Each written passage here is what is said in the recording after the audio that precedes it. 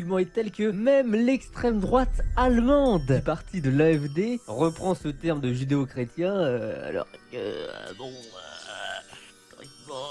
enfin, face à la nouvelle menace des Les musulmans. cette fausse alliance un peu hypocrite est utilisée. Bon, la logique civilisationnelle, elle est aussi parfois reprise par certains qui aimeraient voir le monde entier s'allier contre l'Occident. Ce serait une civilisation d'hérétiques, athées, impies, décadents, LGBT wokistes, et les Palestiniens seraient à l'avant-garde de ce combat contre Satan. C'est une idée portée par certains mouvements islamistes, plus ou moins radicaux d'ailleurs, mais aussi par des impérialistes russes, voire même certains panafricanistes. Alors c'est assez limité comme explication, le gouvernement israélien, il est assez religieux en l'occurrence. Les soutiens d'Israël en Occident, ils sont plutôt aussi religieux. Les chrétiens d'Israël, bon l'alliance...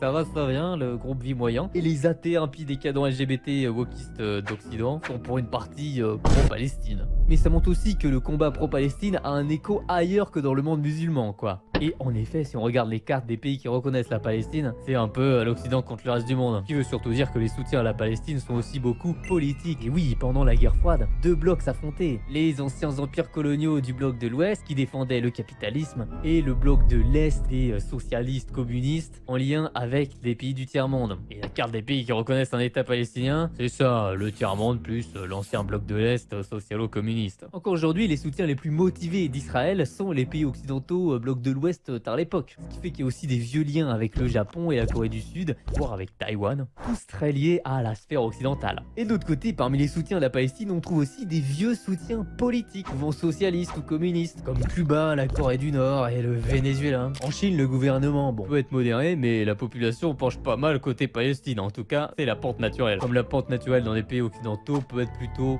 vers Israël. Allez, regardez même, parmi les chefs d'État les plus vénères dans leur soutien à la Palestine, on va retrouver des gars un peu extrême gauche, Harry anti-impérialiste rougeau quoi, Gustavo Petro, président colombien et ancien de la guérilla marxiste, qui dit que Israël, c'est des nazis qui font de l'Holocauste des Palestiniens. Discours similaire au Nicaragua, dirigé par l'ancienne guérilla socialiste. Et puis on a l'ex-leader bolivien Evo Morales qui accuse Israël de génocide. Pareil pour la chef du Parti des travailleurs au Brésil, les palestino-gauchistes.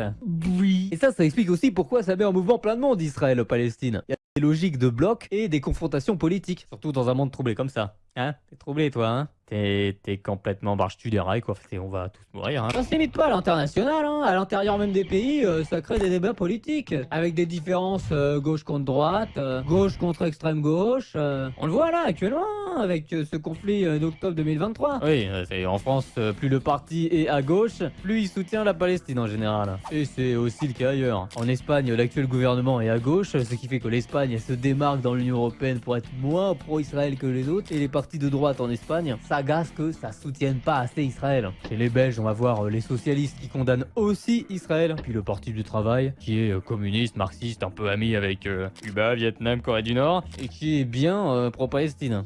Alors que les partis belges du centre et de la droite vont être beaucoup plus dans la compassion avec Israël. Pendant la guerre froide, les partis communistes alignés sur l'Union soviétique défendaient le bloc de l'Est et donc la Palestine. Il y a toujours un héritage aujourd'hui dans les partis, mais jusque dans les syndicats. Mais on en reparlera après.